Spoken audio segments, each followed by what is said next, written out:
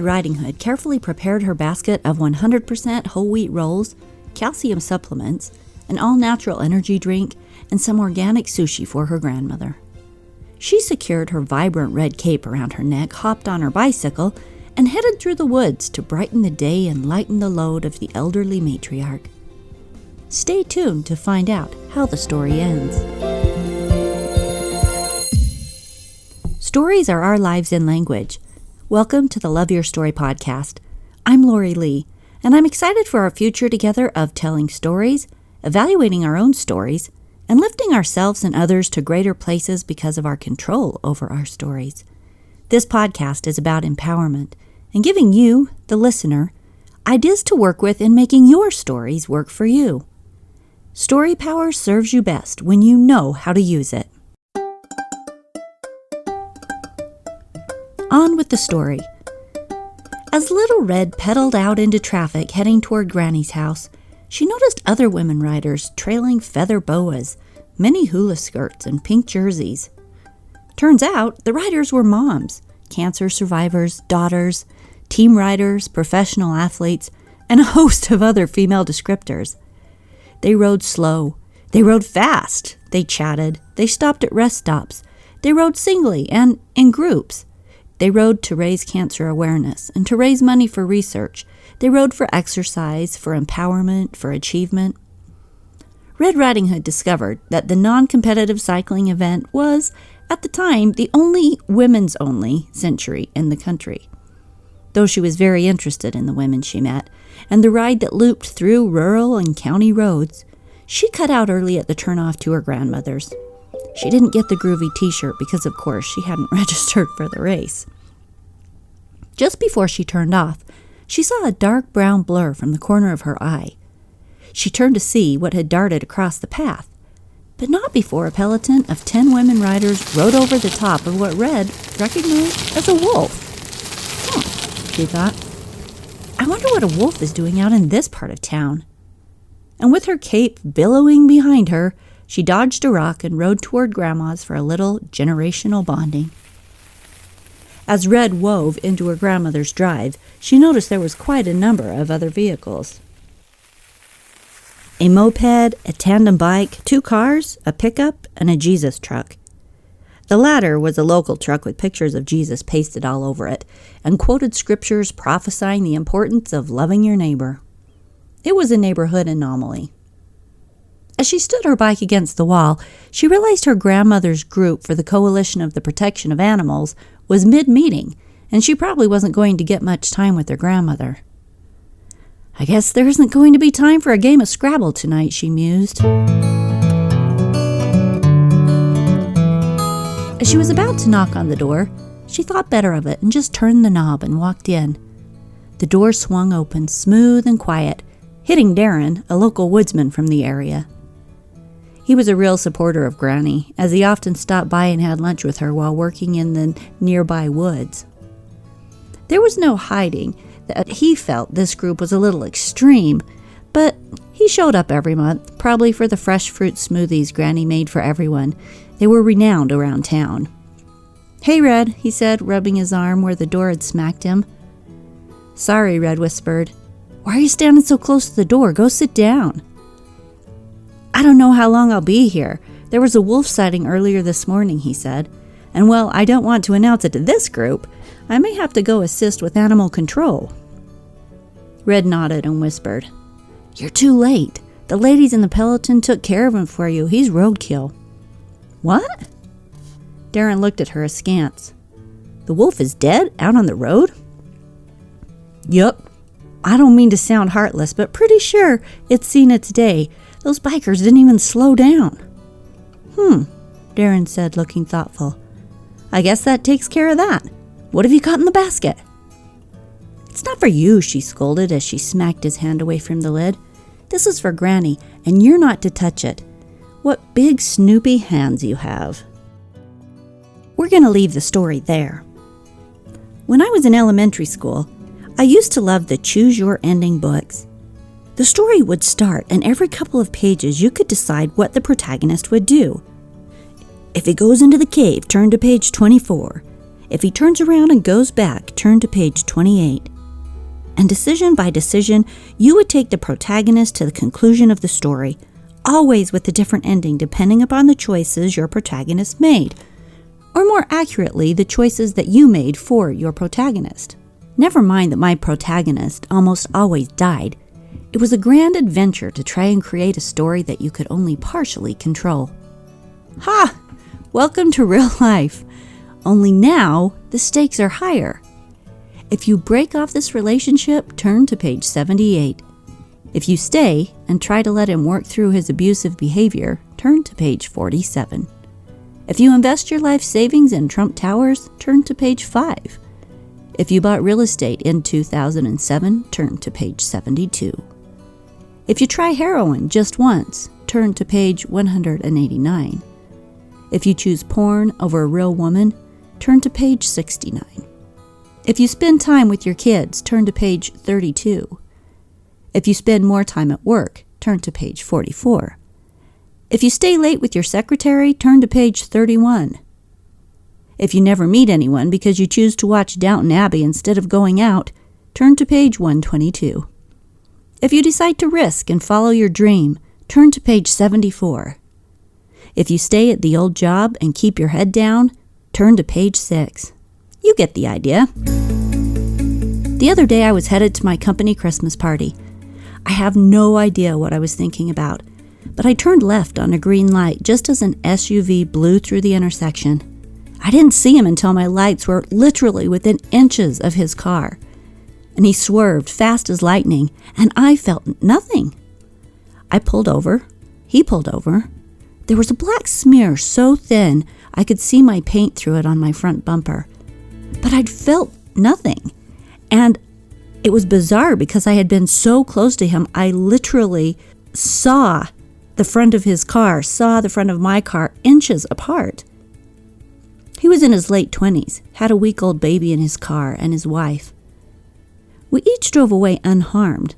I went to my party. He got his family home safe. But what if he'd been a second slower, or I'd been a second faster? What if we'd hit, him going at least 45 miles an hour? There could have been death. There would have been injury. There could have been totaled vehicles, and life as we know it might have changed completely. To drive off 10 minutes later with nothing but a black smear on my bumper was a miracle that could have had any number of other endings. Sometimes I think back on my life, and I think, what if I hadn't left my first husband? What if we'd stayed together for the kids? He would have missed out on finding his wife, and their sweet little son would never have been born. My subsequent marriages wouldn't have happened, and that would have been a good thing, but I wouldn't have learned things, had experiences. It's also probable that we would have lived in some level of misery that neither of us thrived in. Would we have felt brave or cowardly for not leaving? It gets complex really fast. Complex beyond what we can imagine, because relationships create children who have impacts that change the world.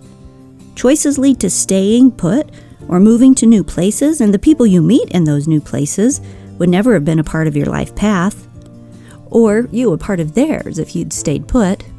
Do you? Don't you? Which choice do you make at the crossroads of your life? Do you speak up and get vulnerable when there's someone you're interested in dating, or do you let the chance pass? In my church, we have what's called a patriarchal blessing. It's a blessing we believe is inspired by God to guide and direct us throughout our lives. Often it gives clues to how life will unfold if we live well. Well, I reread mine, and all I can say is that I got off the path somewhere, because my life doesn't even partially align with that blessing. One day I was feeling really bad about this. Had I blown it? Had I really missed all the things I was supposed to do? Missed my calling because I had turned to page 28 and entered the cave instead of turning around? A time or two. Which turnoffs had been the one to get me completely lost in the woods? Or was it a little of all of them? I called my life coach, who is not of my religious persuasion, and while I was nervous to tell her my thoughts, I desperately needed someone to talk it over with. Being single, I don't have a spouse to discuss this type of thing with, and I'm not going to talk to my kids about where my life went off course, so I called her. She gave me words of wisdom that I will forever hold dear. She said, "Lori, God doesn't need people who don't make mistakes. He uses people who have experience, who have gained empathy and understanding through living. To touch others, you must be able to relate, and life will do that for you." Elizabeth Kubler-Ross said, "The most beautiful people we have known are those who have known defeat, known suffering, known struggle, known loss, and have found their way out of the depths. These persons have an appreciation, a sensitivity, and an understanding of life that fills them with compassion, gentleness, and a deep, loving concern. Beautiful people do not just happen." Unquote. In the story told earlier, Little Red Riding Hood will never know what it's like to be eaten by the wolf, because a peloton of bikers chose to run him over before he got into the woods and to Grandmother's house. She will go on to live a life never knowing how close she came to another experience entirely. I have no idea what would have happened if my car would have collided with the other gentleman's on that snowy pre-Christmas night. And I'll go on living, being grateful for my car and that we're all in one piece, but truly we'll forget about it soon enough, never knowing what that page might have said. A few years ago, I was riding my road bike and was stopped at a stoplight. Right before the light changed, my music bleeped out. It was really weird. I stopped to pull out my phone and see what was going on. That 5 seconds saved my life, because without the music blip, I would have launched off the line when the light changed and plunged into traffic. Just as a man in a huge Dodge truck ran the red light and plowed through the intersection at 60 miles an hour. He would have smashed me between the car on the other side of me, and there would have been very little to recover. What if? As I mentioned earlier, in the Choose Your Own Ending stories, I always end up dead. So I believe my guardian angels are probably working overtime, and because of that, I have been saved from many a fiasco. There was the time I was dropped 100 feet from a rock climb, but lived. There was the time a drunk driver hit me head-on going 65 miles an hour, and I walked away without injury.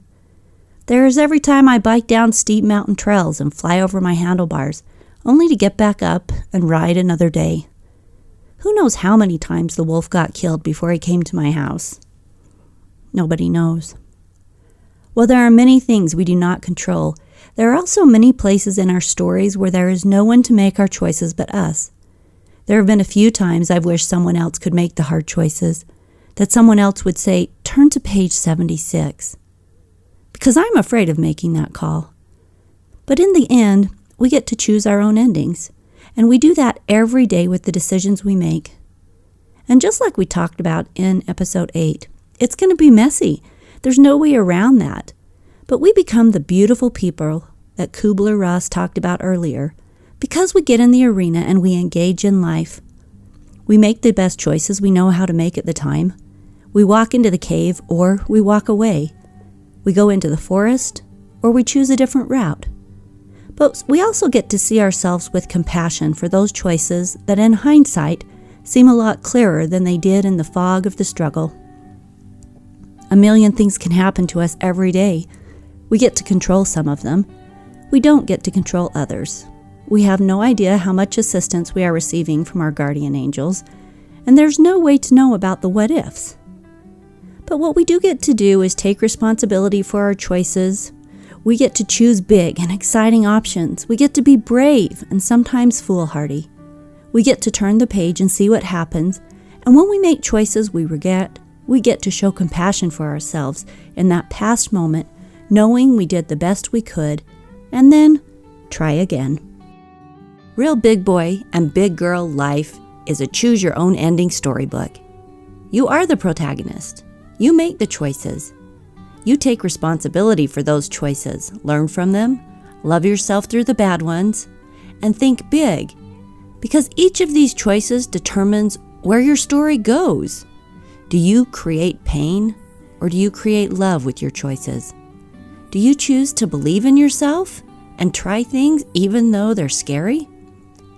Do you play all in, or do you play small, stay comfortable, make choices from a place of fear instead of love and possibility? Well, if you're here listening to this podcast, it means that you want more enlightenment, more life, more love. So you'll be one of those that dares to make the big choices. Create your own adventure with those big, brave choices. Stand up when you fall down, forgive yourself for the mistakes, and keep trying. We all end up dead in the end anyway. This week's challenge is to consider a life choice that you made that maybe you have regrets about. Show your past self compassion for that choice. And, just because you turned to page 54, and maybe in hindsight, you now wish you would have turned to page 72, it's okay. You didn't know then what you know now. Show that compassion. Be gentle with the past you that did the best they could at the time. And this week, have fun out there telling your stories. And we'll see you next week on the Love Your Story podcast. Don't forget to share this podcast with a friend. And as always, please go to the website, share your thoughts and your stories. Maybe we'll use one of your stories on the podcast. It's www.loveyourstorypodcast.com.